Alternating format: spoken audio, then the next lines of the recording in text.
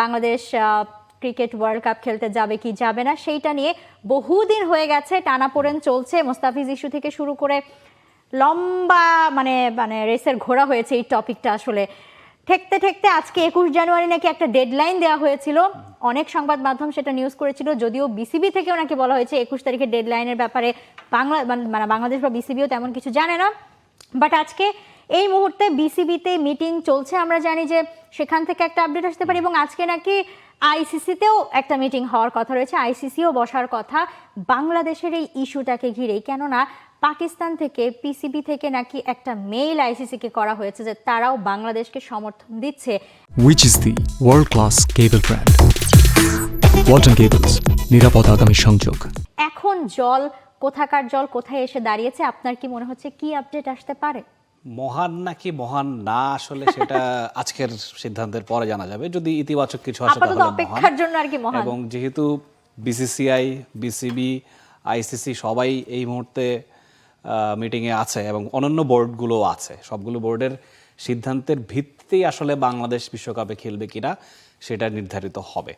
এবং পিসিবি আনুষ্ঠানিকভাবে এখনও কিছু জানায়নি, কিন্তু বেশ কিছু বরাত দিয়ে আসলে জানা গেছে যে পিসিবি একটা মাইল্ড সাপোর্ট বাংলাদেশকে দিচ্ছে এবং সেই সাপোর্টটা ভ্যালুয়েবল, ইম্পর্টেন্ট। কারণ পিসিবি নিজেও এই হাইব্রিড মডেলেই বিশ্বকাপ খেলে থাকে। ভারতও বিশ্বকাপটা হাইব্রিড মডেলে খেলে, বা যে কোনো ত্রিদেশীয় টুর্নামেন্ট হোক বা এশিয়া কাপ হোক, যদি এরকম হয় সেক্ষেত্রে হাইব্রিড মডেলে খেলতে হয়। তো তারা যেহেতু পায়োনিয়ার, তাদের সাপোর্টটা ইম্পর্টেন্ট।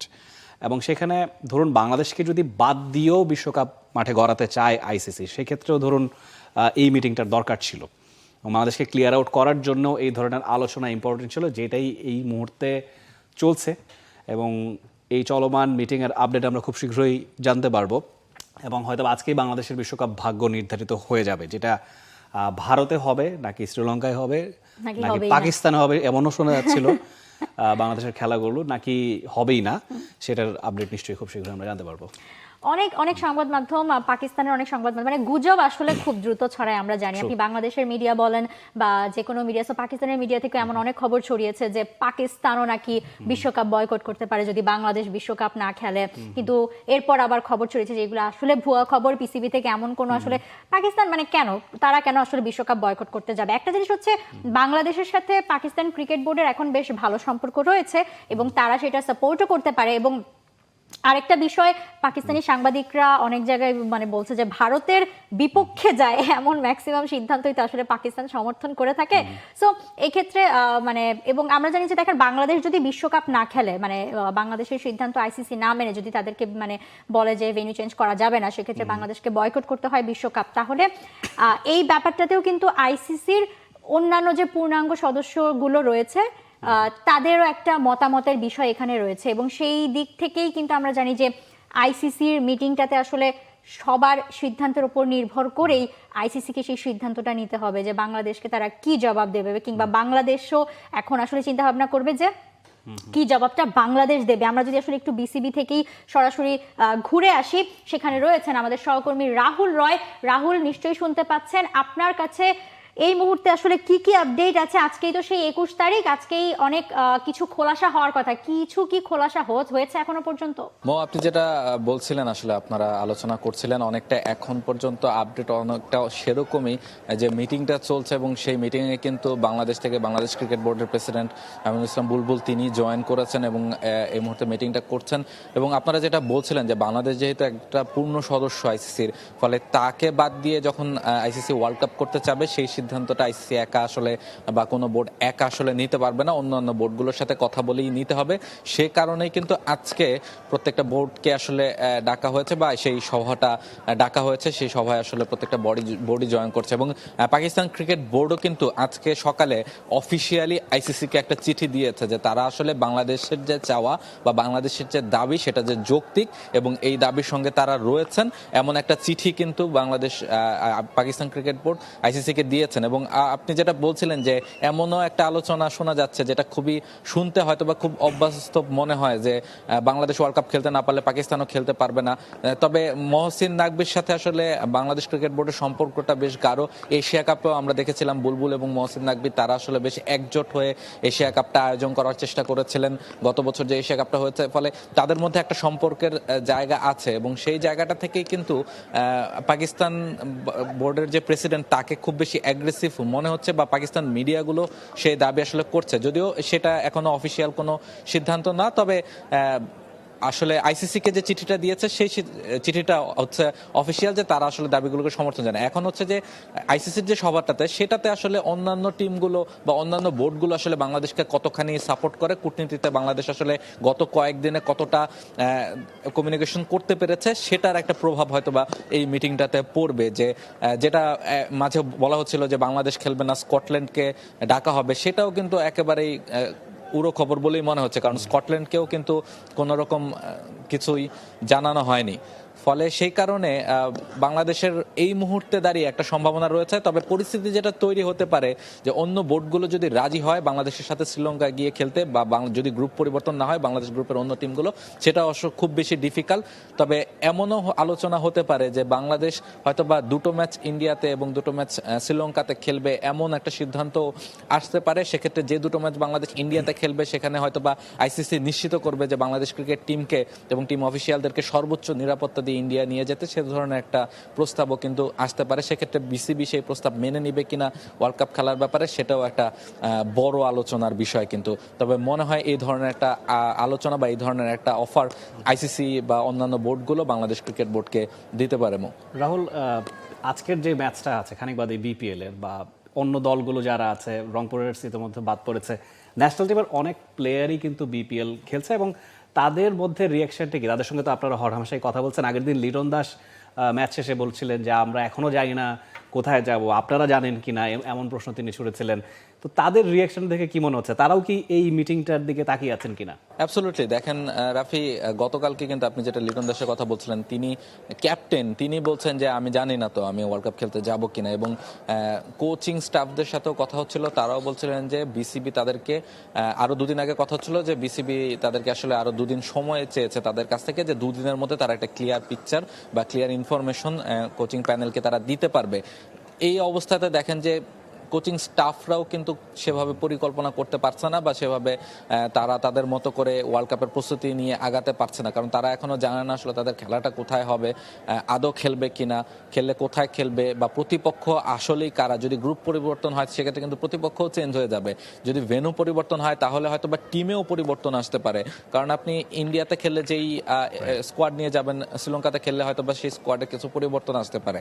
সব মিলে ওই যে প্রস্তুতির জায়গাটা সেটা কিন্তু এখন পর্যন্ত বাংলাদেশে আপনি যদি বলেন যে টি-20 ওয়ার্ল্ড কাপের প্রস্তুতি, সেটা অলরেডি অন্তত প্লেয়ারদের বিপিএল এর কারণে অ্যাভেলেবল না হলেও কোচিং স্টাফরা কিন্তু তাদের প্ল্যানিংটা অলরেডি সেরে ফেলার কথা ছিল, কিন্তু সেটাও হোল্ড রাখা হয়েছে। বিসিবি তাদেরকে রিকোয়েস্ট করেছে যে আরো 2টা দিন সময় চেয়েছে কোচিং স্টাফদের কাছ থেকে এবং বলেছে যে আজকের দিনটার কথা, যে আজকের দিনের মধ্যে একটা ক্লিয়ার ইনফরমেশন পাওয়া যাবে এবং সেই ক্লিয়ার ইনফরমেশনের অপেক্ষা যেমন কোচিং স্টাফ থেকে প্লেয়াররা আছেন, আমরা সবাইও কিন্তু সেই ইনফরমেশনের অপেক্ষাতেই আছি। তবে আজকের বোর্ড আইসিসির যে বোর্ড মিটিংটা সেটা কিন্তু একটা পজিটিভ বার্তা দিচ্ছে, কারণ বাংলাদেশের যদি না খেলানোর আগ্রহ থাকতো বা বাংলাদেশকে ছাড়া যদি ওয়ার্ল্ড কাপ হতো, সেক্ষেত্রে কিন্তু আজকের এই আইসিসির মিটিংটা কোনো মানে প্রয়োজনীয়তা ছিল না। সেক্ষেত্রে আপনি স্কটল্যান্ডকে ডেকে ওয়ার্ল্ড কাপের জন্য প্রিপারেশন নিতে পারতেন, কিন্তু যেহেতু আইসিসি সবগুলো বোর্ডকে আমন্ত্রণ জানিয়েছে এবং বোর্ড মিটিংটা করছে, তার মানে যে কোনোভাবেই তারা আসলে বাংলাদেশকে যেন ইনক্লুড করা যায় সেই ধরনের একটা আগ্রহ কিন্তু তাদের মধ্যে রয়েছে। ফলে একটা পজিটিভ রেজাল্ট হয়তোবা আমরা দর্শকদেরকে হয়তোবা আগামী কয়েক ঘন্টার মধ্যে শোনাতে পারবো। Thank you so much Rahul, আমাদেরকে জানাচ্ছিলেন আপডেটগুলো এবং খুব ইম্পর্টেন্ট পয়েন্ট একটা রেজ করেছেন যে আপনি ট্যুরে যাবেন ঘুরতে বেড়াতে, সেটাও যদি আপনি না জানেন তাহলে কিন্তু আপনি মানে আপনি ধরুন কক্সবাজার যাবেন, আপনার ব্যাগে একটা সানস্ক্রিন থাকা চাই। আপনি সুন্দরবন বান্দরবান যাবেন, সেখানে আপনার ব্যাগে হয়তো বা মস্কিটো রিপেলেন্ট থাকা চাই। আর ওয়ার্ল্ড কাপের টিম তো it's a very different scenario. So tough situation for Bangladesh cricket. সবার জন্য, ক্রিকেটারও সেই টাফ সিচুয়েশনে আছে এবং রাহুল আসলে সবগুলো বিষয়ই বলেছেন এবং যে বিষয়টা যে আজকে সকালে পিসিবির মেলের কথাটা আমরা জানতে পেরেছি, তারা সমর্থন জানিয়েছেন। এবং রাফি দেখেন এখানে এখন আমরা যতদূর জানি যে বাংলাদেশ এই রিসেন্ট সময়ে বাকি যে বোর্ডগুলো রয়েছে আসলে এশিয়ার, শ্রীলঙ্কা, আফগানিস্তান বলেন, পাকিস্তান, সবার সাথেই কিন্তু যোগাযোগ করার চেষ্টা করছে। বেশ ভালো সৌহার্দ্যপূর্ণ সম্পর্ক সবগুলো বোর্ডের মধ্যে রয়েছে। অনেকটা এরকম একটা মানে আভাস রেইজ হচ্ছে যে ইন ফিউচার ধরেন এই বোর্ডগুলোই এক হয়ে মানে আসলে অ্যান্টি ইন্ডিয়ান কোনো পজিশনে যায় কি না, এরকম একটা আভাসও তৈরি হচ্ছে। বাট আপাতত মানে কনসার্ন হচ্ছে সবার বাংলাদেশের বিশ্বকাপ খেলাটা নিয়েই, এবং আইসিসির মিটিংটা আসলেই গুরুত্বপূর্ণ। মানে যদি আসলে তারা একেবারেই মানে রাজি না থাকতো তাহলে তো ডিনাই করে দিতে যে আর কথার জায়গা নেই, আর বসারও জায়গা নেই। বাট যেহেতু বসেছে, তারাও চাচ্ছে খেলতে যেতে, বাংলাদেশ তো অবশ্যই খেলতে যেতে চায়, বাংলাদেশের যারা রয়েছে সবাই আসলে চায়। যদিও এটা এখন আসলে একটা রাজনৈতিক বলেন বা সরকারের একটা প্রভাব এখানে চলে এসেছে, বাট আলটিমেটলি বাংলাদেশের সবাই চায় যে বাংলাদেশ বিশ্বকাপ খেলুক। অ্যাবসলিউটলি, আমার কাছে মনে হয় সেটা বাংলাদেশের অনেক মানুষ হয়তো বা মানে ইন্ডিয়াতে গিয়েও বিশ্বকাপ খেলার ব্যাপারে পক্ষে কথা বলতে পারেন, এমনও আছে, ইউ নেভার নো। তবে যেখানেই হোক না কেন এখন ভায়াবল সলিউশন দেখাতে হবে। ধরুন আপনি ভারতেও যদি খেলা মাঠে গড়াতে চান বা বিসিবি যদি রাজি হয়, সেক্ষেত্রেও কোন স্টেপের সিকিউরিটি দেওয়া হচ্ছে আপনাকে, বা আইসিসি কতটুকু এনশিওর করতে পারছে। কারণ লজিক্যালি র্যাশনালি ইন্ডিয়াতে বিশ্বকাপ খেলতে যাওয়া এটা এই মুহূর্তে কোনো গ্রাউন্ড নেই, কারণ মুস্তাফিজুর রহমান ইস্যুটা। মানে আপনি আইপিএলে এটা একাধিকবার নিশ্চয়ই ক্রিকেট শোতে বলা হয়েছে, আইপিএল হবে এপ্রিল মে মাসে, তখন আপনি সিকিউরিটি নিয়ে কনসার্ন। আর এখন একদম বলতে গেলে আগামীকাল পরশু মনে হচ্ছে ওয়ার্ল্ড কাপ হতে যাচ্ছে, সেখানে কিভাবে আপনি পুরো বাংলাদেশ টিমকে সিকিউরিটি দেবেন এটা হয়তো বা বিসিসিআই, আইসিসি তারা ভালো বলতে পারবেন, এবং এই মিটিংয়ে নিশ্চয়ই একটা ভায়াবল সলিউশন আসবে।